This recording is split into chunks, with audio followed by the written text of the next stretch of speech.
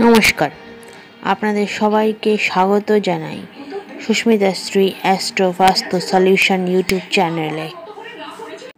মঙ্গল বক্রী অবস্থায় ট্রানজিট করবে 21শে জানুয়ারি 2025 9:37 AM এবং বক্রতা ত্যাগ করবে মঙ্গল 23শে ফেব্রুয়ারি 2025 6টা বিকেল। এর সঙ্গে সঙ্গে জানিয়ে রাখি 3 এপ্রিল 2025 ট্রানজিট করবে মঙ্গল 1:29 ভোর কর্কট রাশিতে। মঙ্গল মিথুনে থাকাকালীন সময়ে 12টার রাশির প্রেডিকশন আপনাদের জন্য। মঙ্গল ফার্স্ট হাউসে অর্থাৎ মিথুন। আপনি এই সময় সাহসী এবং উদ্যমী হবেন, তবে অ্যাগ্রেসিভ হবেন না, কোনো ঝামেলায় জড়াবেন না।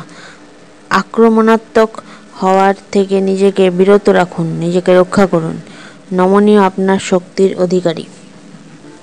মঙ্গল সেকেন্ড হাউসে অর্থাৎ বৃষ। আপনারা এই সময় কঠোর পরিশ্রমী হবেন, ঝুঁকি নিতে ইচ্ছুক। আপনারা এই সময় গতিশীল, সুভাষী এবং প্রভাবশালী করে তুলতে পারে আপনাদের। এই সময় পরিশ্রম করতে সক্ষম হবেন আপনারা। শান্ত থেকে কাজ করুন। মঙ্গল থার্ড হাউসে অর্থাৎ মেষ। এই সময় আপনারা শক্তিশালী এবং দৃঢ় প্রতিজ্ঞ ব্যক্তিত্ব হবেন।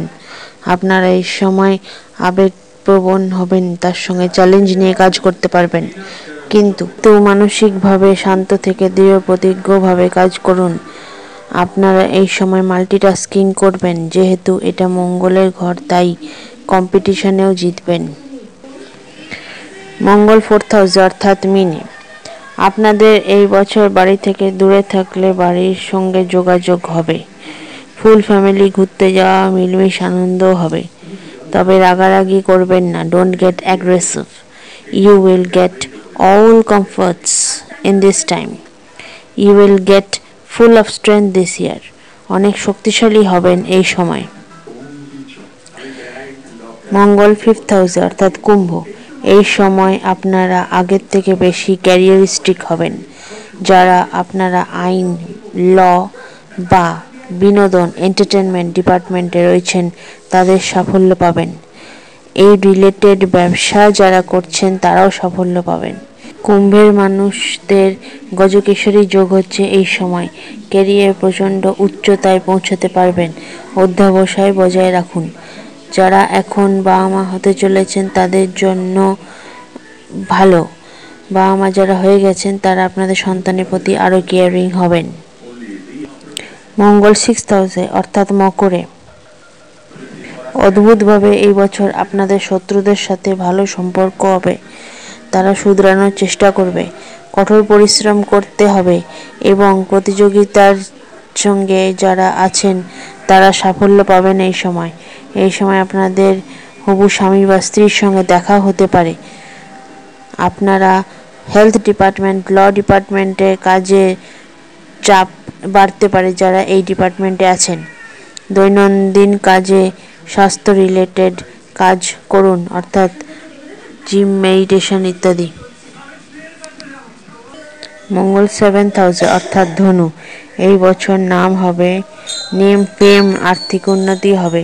ক্রিয়েটিভিটিতে যারা আছেন তাদের উন্নতি হবে, কিন্তু যদি আপনারা বিয়ে করতে চাইছেন তাদের পরবর্তীকালে অশান্তি বা ডিভোর্স পর্যন্ত হতে পারে। তাই এই বছর বিয়ে থেকে বিরত থাকুন।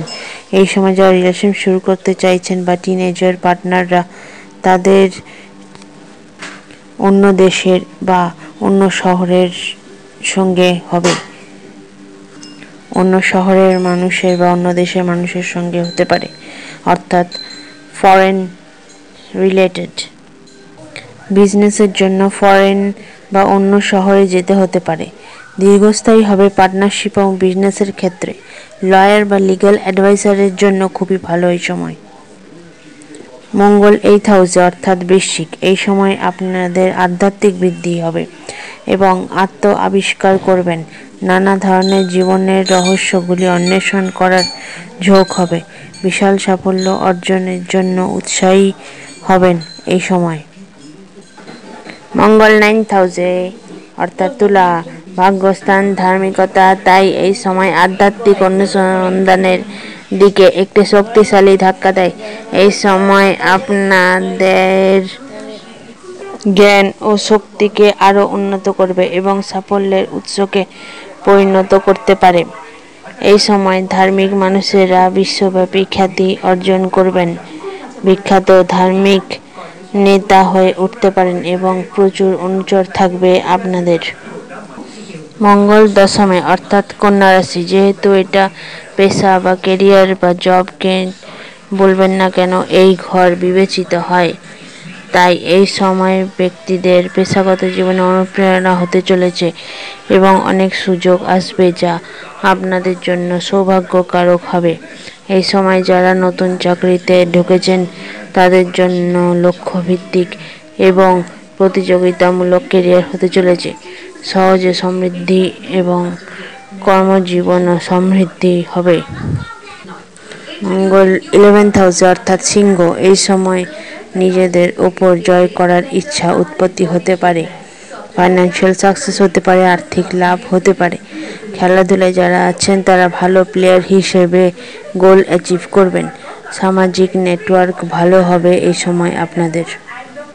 মঙ্গল দ্বাদশে অর্থাৎ কর্কট রাশি, মঙ্গল দ্বাদশে আপনাদের মানুষ ভুল বুঝবে। আপনারা মানুষকে এই সময় অনুপ্রেরণামূলক বার্তা দেবেন কিন্তু তারা সেটা না বুঝতে পারে ভুল বুঝবে। Engage yourself in exercise to cope up emotional stress. সামঞ্জস্যপূর্ণ জীবনযাপন করবেন এই সময় এবং আভ্যন্তরীণ শক্তি ব্যবহার করতে হবে। এই সময় গভীর সহানুভূতিপূর্ণ হবেন মানুষের প্রতি। ধন্যবাদ এতক্ষণ ধরে ধৈর্য ধরে ভিডিওটা শোনার জন্য। এই ভিডিওটি লাইক শেয়ার করুন যাতে এটা অনেক মানুষের কাছে পৌঁছায় এবং সাবস্ক্রাইব করুন যাতে আমার চ্যানেলটাকে আরও গ্রো করতে পারি, আরও মানুষের কাছে পৌঁছাতে পারে এই ভিডিও, তার জন্য হেল্পফুল হয়। ধন্যবাদ, ভালো থাকবেন।